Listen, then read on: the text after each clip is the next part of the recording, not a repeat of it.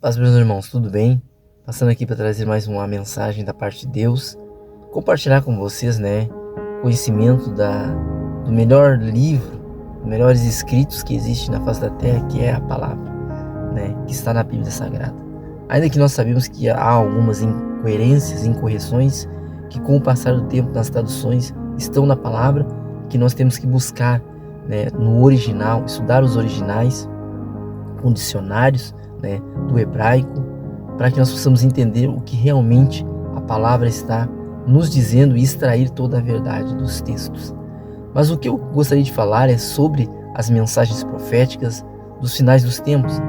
Eu me recordo do sonho que Nabucodonosor teve, em que ele teve, na sua visão no sonho, ele viu uma estátua, com cabeça de ouro, com peitos de prata e braços de prata, ventre de bronze, até as coxas de bronze, e as pernas ali, falando do joelho para baixo até as canelas, de ferro, sendo que os pés, da estátua e os artelhos eram misturados com ferro e barro, que está falando ali da unidade em que vai ter, pelo menos parcialmente, entre a semente humana e o ferro, que é a última era em que nós estamos vivendo.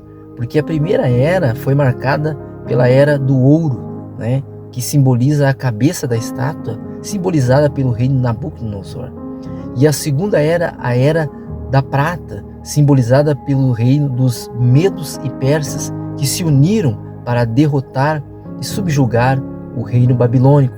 E da mesma forma, o ventre da estátua, que era de bronze, ele demonstra o terceiro período, que é o bronze, pela Grécia, por Alexandre o Grande, que diz a história, que no auge, que é também considerado uma espécie de chifre pequeno, simbolizando o anticristo, que no auge da sua carreira, de 32 para 33 anos, no auge das suas conquistas, ele teve alguns dizem que ele teve uma doença, e que ele morreu, que ele pegou malária, enfim, é uma das linhas de pensamento.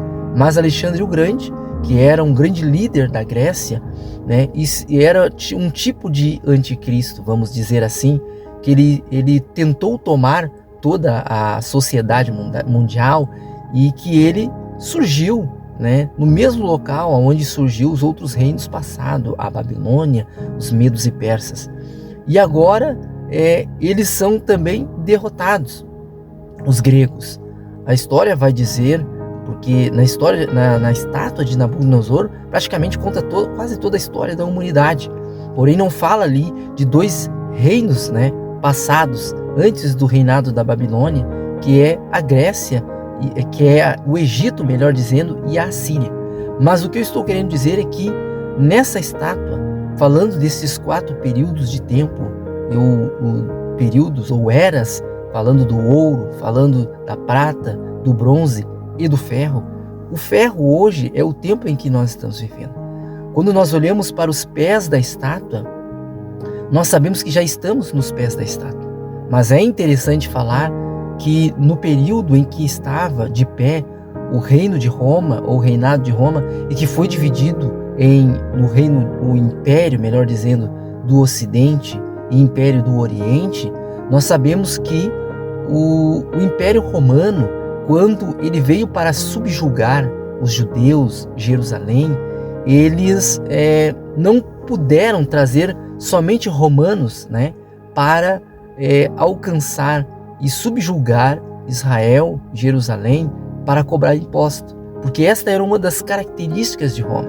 Eles não destruíam as cidades que eles dominavam, subjugavam, mas eles apenas subjugavam para cobrar imposto, para enriquecer, o seu reinado, que é uma das características que será e já é da besta que sobe do mar, da besta que sobe da terra, porque elas vão trabalhar juntas, porque lá em Apocalipse 13 fala, da besta que sobe do mar e a besta que sobe da terra. E nós sabemos que mar fala de multidões, e sabemos que a besta da terra fala do falso profeta, ou de duas grandes religiões que vão estar à frente, da liderança do falso profeta, e que vão enganar a muitos, e que já estão hoje enganando a muitos. juntamente com as demais seitas heréticas que hoje nós vemos nos dias atuais. Então nós vemos que nós estamos nesse período do ferro. E nós sabemos que o período em que Israel foi tomada pelo imperador Tito Vespasiano, ele agenciou mercenários, vamos dizer assim, e outros povos que estavam à volta de Jerusalém para não precisar trazer o seu exército de longe. Então, dentre esses que estavam fazendo parte do exército contratado por Roma, por Flávio Tito Vespasiano, estavam os descendentes de Ismael, os árabes. E eles desobedeceram a ordem direta de Tito. E eles tocaram fogo no lugar santo, no templo, tocaram fogo nos muros de Jerusalém. Então, quando uma das seitas que nós vemos hoje, que é os adventistas, eles dizem que o anticristo virá de Roma, e que o falso profeta, ou o anticristo, né, um desses dois, ele vem de Roma. Só que, na verdade, né, o anticristo não vem de Roma. Porque, como eu disse aqui, quando nós olhamos para o reinado, o império de Roma, da perna esquerda e direita, dividida em Oriente e Ocidente, e Deus não faz nada sem propósito, nós vemos que Roma também caiu. E Roma foi tomada por aqueles povos que viviam por ali naquele tempo. E eram descendentes de Ismael, que são os árabes, né? E a palavra de Deus vai dizer em Naum 1:11 que ele é um jumento selvagem, que está falando ali de Ismael, né? Que a sua mão será contra todos e ele será contra todos os seus irmãos. E por quê? Porque, na verdade, o jumento selvagem, ele era natural das montanhas da Síria.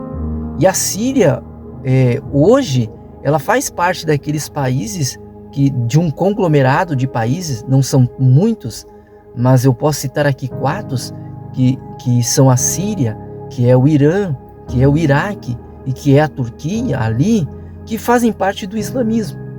Então o anticristo, ele vai sair, vamos dizer assim, como um jumento selvagem da Síria. Da Síria ele vai se dirigir até a Turquia. E lá na Turquia ele vai montar o seu trono. E de lá ele vai sair contra Israel no final dos tempos para tomar Jerusalém, como diz Zacarias 14. Mas o que eu estou querendo dizer é que nas pernas da estátua não há apenas o Império Romano do Ocidente e do Oriente. Nós temos que entender que depois de Roma surgiu os bizantinos. O Império Bizantino foi o império que mais durou. Ele durou 1000 anos sobre a face da terra. E depois dele surgiu os turcos otomanos, que duraram em torno de 600 anos, né, na face da terra. Então o que eu estou querendo dizer aqui para vocês é que o Império Ocidente e Oriente de Roma, ele deixou os seus descendentes, podemos dizer assim, os sucessores, o Império dos Bizantinos, que era formado pelos descendentes de Ismael, pelos árabes, né? E quando nós olhamos para a história, nós vemos então que quem vai se levantar contra Israel vai ser um dos descendentes de Ismael, que não tem parte com a promessa de Deus. Isso não estou querendo dizer que os árabes não serão salvos, que muitos árabes não serão salvos. É lógico que aqueles se converterem e ouvirem a voz de Deus, eles serão salvos. Mas a maioria daquela região, Irã, Iraque, Mossul, que era a antiga Nínive ali, né? Dali sairá a Turquia, dali sairá o anticristo. Então nós entendemos que nós fazendo essa conexão dos pés da estátua com os 10 chifres que estão na cabeça da besta que sobe do mar, em Apocalipse 13, verso 1 ao verso de número 11, nós vemos que nós estamos muito próximo da manifestação do anticristo, que é uma das características que Paulo fala em 2 Tessalonicenses, que antecederiam a segunda vinda de Cristo. Ora, isso significa que Jesus ele só virá depois da tribulação, porque antes virá a apostasia e depois a manifestação do anticristo, e ele irá perseguir a igreja e tudo aquilo que se chama Deus. Então é essa mensagem, irmão, que eu gostaria de deixar por hora, tá? Mais tarde eu faço um vídeo, né, vamos dizer assim, mais rebuscado, com outras imagens, para que nós possamos entender. Mas eu sempre vou seguir a minha linha de pensamento nas profecias finais. Claro, podemos falar de outros assuntos, mas eu acho importantíssimo demais nós entendermos sobre estas palavras, sobre esse conhecimento, para que nesse tempo do fim nós possamos estar preparados e também disseminar a verdade como realmente a palavra ela nos ensina. Clica, curta, compartilhe, se inscreva no canal. Que Deus abençoe poderosamente cada um de vocês.